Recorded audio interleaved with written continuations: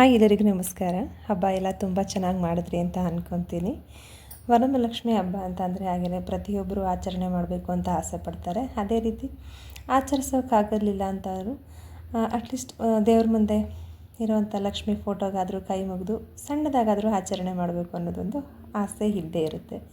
ಹಾಗೆ ಪ್ರತಿಯೊಬ್ಬರು ತುಂಬ ಚೆನ್ನಾಗಿ ಆಚರಣೆ ಮಾಡಿದ್ದೀರ ಅಂತ ಅಂದ್ಕೊತ ಇವತ್ತಿನ ದಿನದ ಲಾಗ್ನ ನಾನು ಶುರು ಮಾಡ್ತಾಯಿದ್ದೀನಿ.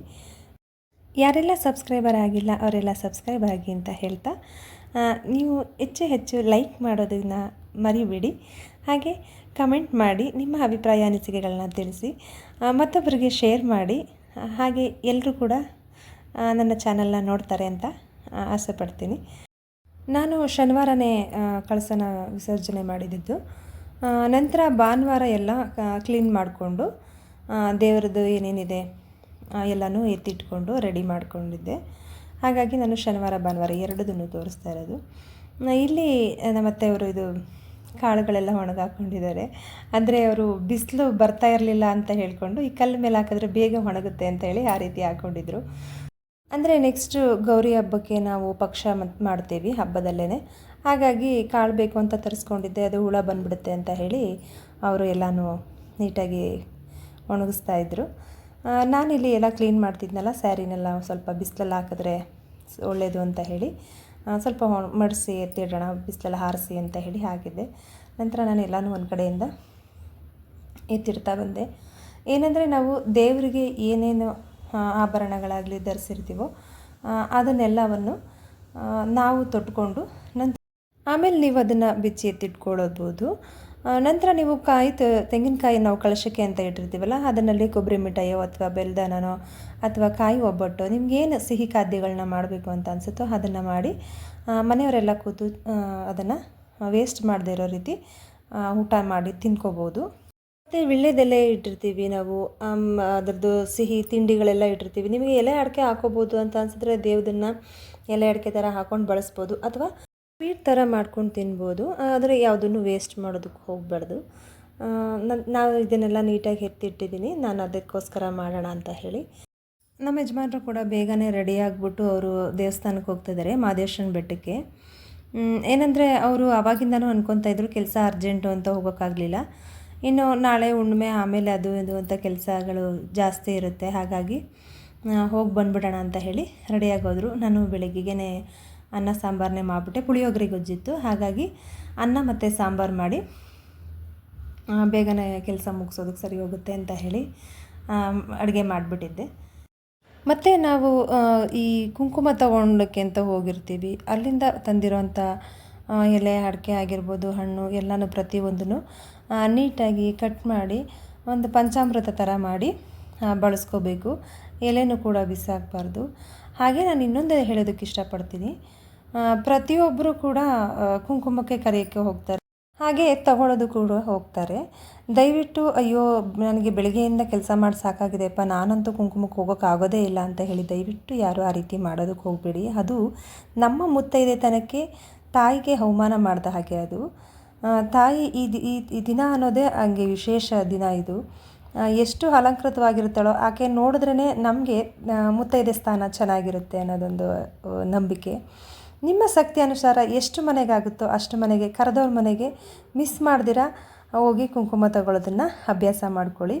ಅದು ಒಂದು ಸಂಸ್ಕಾರ ಮತ್ತು ಸಂಪ್ರದಾಯವೂ ಹೌದು. ಇದು ನಮ್ಮ ಸ್ವಾತಂತ್ರ್ಯ ಆಚರಣೆಯದು. ನನ್ನ ಮಗಳು ಒಂದು ಪ್ರೋಗ್ರಾಮ್ ಇತ್ತು, ಅವಳದು ವೆಲ್ಕಮ್ ಪ್ರೋಗ್ರಾಮ್. ಅದು ಅವತ್ತಿನ ದಿನದ ವೀಡಿಯೋಸ್ನ ನಾನು ಹಾಕಬೇಕು ಅಂದ್ಕೊಂಡೆ. ಸ್ವಲ್ಪ ಆಸ್ಪತ್ರೆ ಅದು ಇದು ಅಂತ ಹೇಳಿ ಗಜಿಬಿಜಿ ಆಗಿ ನನಗೆ ಈ ವಿಡಿಯೋನ ಹಾಕೋದಕ್ಕೆ ಆಗಲಿಲ್ಲ. ಇಲ್ಲಿ ನಾನು ತೋರಿಸ್ತಿದ್ದೇನಲ್ಲ ಸಿಂಬಲ್ಲು, ಹಿಂದೆಗಡೆ ಮಧ್ಯದಲ್ಲಿ ನಿಂತಿದ್ದಾಳೆ ನನ್ನ ಮಗಳು. ಇದು ಸೈಡಿಂದ ವಿಡಿಯೋ ಮಾಡಿರೋದು, ಹಾಗಾಗಿ ಅದು ನೀಟಾಗಿ ಕ್ಯಾಪ್ಚರ್ ಕಾಣಿಸ್ತಿಲ್ಲ ನಿಮಗೆ. ನಾನು ಇದನ್ನು ಹಾಕಬೇಕು ಅಂತ ಅಂದ್ಕೊಂಡು ಹೇಳಬೇಕಂದ್ರೆ ಸ್ವಾತಂತ್ರ್ಯ ದಿನಾಚರಣೆನ ಒಂದು ವಿಶೇಷವಾಗಿ ಒಂದು ಡೇ ಅನ್ನೋದನ್ನು ನಾನು ವ್ಲಾಗ್ ಮಾಡಬೇಕು ಅಂತ ಅಂದ್ಕೊಂಡೆ. ನನ್ನ ಈ ಆರೋಗ್ಯದಲ್ಲಿ ಏನಾಗುತ್ತಾ ಇದೆ ಅಂತ ನನಗೆ ಗೊತ್ತಾಗ್ತಿಲ್ಲ. ನಿಜ ನಾನು ಎಷ್ಟು ಬೇಗ ಹುಷಾರಾಗ್ತೀನೋ, ಎಷ್ಟು ಬೇಗ ಎಲ್ಲ ವ್ಲಾಗ್ಗಳನ್ನು ನೀಟಾಗಿ ಮಾಡ್ತೀನಿ ಅನ್ನೋಷ್ಟು ಬೇಜಾರಾಗ್ಬಿಟ್ಟಿದೆ ನನಗೆ. ಆದರೂ ಇದನ್ನು ಯಾಕೋ ನನಗೆ ಮಿಸ್ ಮಾಡ್ಕೊಳ್ಳೋದಕ್ಕೆ ಇಷ್ಟ ಆಗಲಿಲ್ಲ. ಹಾಗಾಗಿ ಈ ದಿನಕ್ಕೆ ನಾನು ಸೇರಿಸಿದ್ದೀನಿ. ಎಲ್ರಿಗೂ ಕೂಡ ಮತ್ತೊಮ್ಮೆ ಮಗದೊಮ್ಮೆ ಎಲ್ಲರಿಗೂ ಸ್ವಾತಂತ್ರ್ಯ ದಿನಾಚರಣೆಯ ಶುಭಾಶಯಗಳು.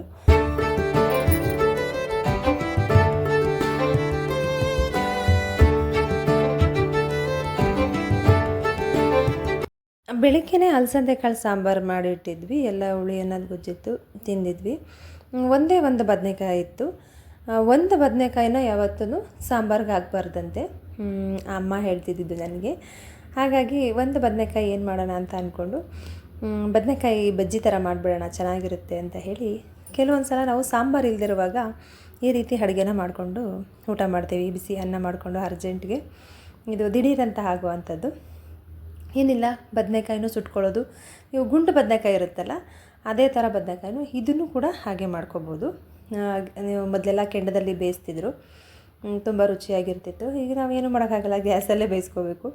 ಹಾಗಾಗಿ ಒಂದು ಬದನೆಕಾಯಿ ಮತ್ತು ಬೆಳ್ಳುಳ್ಳಿ, ಒಂದು ಸ್ವಲ್ಪ ಹುಣಸೆಹಣ್ಣು ಮತ್ತು ಹಸಿಮೆಣಸಿನ್ಕಾಯಿ ಇಷ್ಟನ್ನು ನಾವು ಕೆಂಡದಲ್ಲಿ ಸುಟ್ಕೊಂಡು, ನೀವು ಜಜ್ಜಿ ಕೂಡ ಹಾಕೋಬೋದು ಕುಟಾಣಿನಲ್ಲಿ, ಅಥವಾ ನೀವು ಒಂದು ಗ್ರೈಂಡ್ ಮಿಕ್ಸಿನಲ್ಲಿ ನುಣ್ಣಗೆ ಮಾಡ್ಕೋತೀನಿ ಅಂದ್ರೂ ಓಕೆ, ತೊಂದರೆ ಇಲ್ಲ. ಸ್ವಲ್ಪ ಕೊತ್ತಂಬರಿ ಸೊಪ್ಪು ಹಾಗೆ ಸ್ವಲ್ಪ ರುಚಿಗೆ ತಕ್ಕಷ್ಟು ಉಪ್ಪು ಹಾಕಿ ಅದನ್ನು ಗ್ರೈಂಡ್ ಮಾಡಿಕೊಂಡು, ಒಗ್ಗರಣೆ ಆಪ್ಷನಲ್ ನಿಮಗೆ. ಅಂದರೆ ಒಗ್ಗರಣೆ ಮಾಡಿದ್ರೆ ತುಂಬ ರುಚಿಯಾಗಿರುತ್ತೆ. ನೀವು ದಿಢೀರಂತ ಮಾಡ್ಕೋಬೇಕು ಅಂದರೆ ಬರೀ ಇಷ್ಟೇ ಮಾಡಿಕೊಂಡು ಅದಕ್ಕೆ ಈರುಳ್ಳಿ ಕಟ್ ಮಾಡಿ ಹಾಕೋಬೋದು. ಇಲ್ಲ ಒಗ್ಗರಣೆ ಮಾಡ್ಕೋತೀನಿ ಅಂತಂದರೆ ಸ್ವಲ್ಪ ಎಣ್ಣೆ ಬಿಟ್ಟು ಸಾಸಿವೆ, ಜೀರಿಗೆ, ಕರಿಬೇವಿನ ಸೊಪ್ಪು, ಸ್ವಲ್ಪ ಹಿಂಗು ಹಾಕಿ ಸ್ವಲ್ಪ ಫ್ರೈ ಮಾಡಿ ನಾವೇನು ರುಬ್ಬಿಟ್ಕೊಂಡಿರ್ತೀವೋ ಅದನ್ನು ಅದಕ್ಕೆ ಮಿಕ್ಸ್ ಮಾಡಿ ಗ್ಯಾಸ್ ಆಫ್ ಮಾಡಿಬಿಡ್ಬೇಕು. ಇದನ್ನು ಗ್ಯಾಸ್ ಉರಿ ಕೊಟ್ಕೊಂಡು ಬೇಯಿಸೋ ಅವಶ್ಯಕತೆ ಇಲ್ಲ, ಜಸ್ಟ್ ಬರೀ ಮಿಕ್ಸ್ ಮಾಡೋದಷ್ಟೇ. ಇದನ್ನೆಲ್ಲ ಮಿಕ್ಸ್ ಮಾಡಿಕೊಂಡು ನಾವೇನು ಈರುಳ್ಳಿ ಕಟ್ ಮಾಡ್ಕೊಂಡಿರ್ತೀವೋ ಅದನ್ನು ಹಾಗೆ ಹಾಕಬೇಕು. ಈರುಳ್ಳಿನೂ ಕೂಡ ಫ್ರೈ ಮಾಡಬಾರ್ದು. ಈರುಳ್ಳಿ ಫ್ರೈ ಮಾಡಿಬಿಟ್ರೆ ಅದು ಟೇಸ್ಟೇ ಹೊಟ್ಟೋಗ್ಬಿಡುತ್ತೆ. ನೀವು ಒಗ್ಗರಣೆ ಹೇಳಿದ್ನಲ್ಲ ನಾನು ಆಪ್ಷನಲ್ ಅಂತ, ಬರೀ ಇದನ್ನೆಲ್ಲ ನಾವು ಗ್ರೈಂಡ್ ಮಾಡಿಕೊಂಡು ಈರುಳ್ಳಿ ಜೊತೆಗೆ ಕಲಿಸ್ಕೊಂಡು ತಿಂದ್ರೂ ಕೂಡ ರುಚಿಯಾಗಿ ಚೆನ್ನಾಗಿರುತ್ತೆ. ಒಗ್ಗರಣೆ ಮಾಡಿದ್ರೆ ಇನ್ನೂ ಸ್ವಲ್ಪ ಡಿಫ್ರೆಂಟ್ ಟೇಸ್ಟ್ ಕೊಡುತ್ತೆ. ಹಾಗಾಗಿ ನಾನು ಒಗ್ಗರಣೆ ಮಾಡಿದ್ದೀನಿ. ತುಂಬಾ ಚೆನ್ನಾಗಿತ್ತು ಟೇಸ್ಟು. ತುಂಬ ದಿನಗಳಾಗೋಗಿ ನನ್ನ ಮಕ್ಕಳದು ಅಷ್ಟು ಇವ್ರಿಗೆ ಇದರದ್ದು ಟೇಸ್ಟ್ ಗೊತ್ತೇ ಇರಲಿಲ್ಲ. ನನ್ನ ಮಗಳಂತೂ ಸಖತ್ತಾಗಿದೆ ಮಮ್ಮಿ, ತುಂಬ ಚೆನ್ನಾಗಿದೆ ಮಮ್ಮಿ ಅಂತ ತಿಂತಾನೆ ಇದು ಮಾಡಿದ್ಲು. ಹೆಂಗೆ ಅಂದರೆ ಅದು ಶೋಗೆ ಅಂತ ನಾನು ರೆಡಿ ಮಾಡಿಟ್ಟಿರೋದನ್ನೆಲ್ಲನೂ ಡೆಕೋರೇಟಿವ್ ಆಗಿ ಎಲ್ಲನೂ ಅದನ್ನೇ ತಿಂದ್ಕೊಂಡು ತೋರಿಸ್ತಾನೆ ಖಾಲಿ ಮಾಡ್ತಾಯಿದ್ದಾಳೆ ನೋಡಿ. ತುಂಬಾ ರುಚಿಯಾಗಿ ಬಂದಿದೆ. ನೀವು ದಿಢೀರಂತ ಏನಾದರೂ ಮಾಡಬೇಕು ಅಂದರೆ ಈ ರೆಸಿಪಿ ಮಾಡಿ. ತುಂಬ ದಿನಗಳಾಗೋಗಿತ್ತು ನನಗೂ ಕೂಡ ಈ ಥರ ರೆಸಿಪಿಗಳನ್ನೆಲ್ಲ ನಿಮಗೆ ತೋರಿಸಿ. ಸೊ ಇವತ್ತಿನ ದಿನದ ಲಾಗ್ ನಿಮಗೆ ಇಷ್ಟ ಆಗಿದೆ ಅಂತ ಅಂದ್ಕೊಂಡಿದ್ದೀನಿ. ಇಷ್ಟ ಆಗಿದರೆ ಲೈಕ್ ಮಾಡಿ, ಶೇರ್ ಮಾಡಿ, ಸಬ್ಸ್ಕ್ರೈಬ್ ಆಗೋದನ್ನು ಮರಿಬೇಡಿ. ಕಮೆಂಟ್ ಏನಾದರೂ ಇದ್ದರೆ ದಯವಿಟ್ಟು ತಿಳಿಸಿ. ಕಮೆಂಟ್ ಮಾಡ್ತಾನೆ ಇರಿ ಅಂತ ಹೇಳ್ತಾ ನಾಳಿನ ದಿನದ ವೀಡಿಯೋಸ್ದಲ್ಲಿ ನಿಮ್ಮನ್ನು ಭೇಟಿ ಆಗ್ತೀನಿ. ಅಲ್ಲಿವರೆಗೂ ಎಲ್ರಿಗೂ ನಮಸ್ಕಾರ, ಧನ್ಯವಾದಗಳು.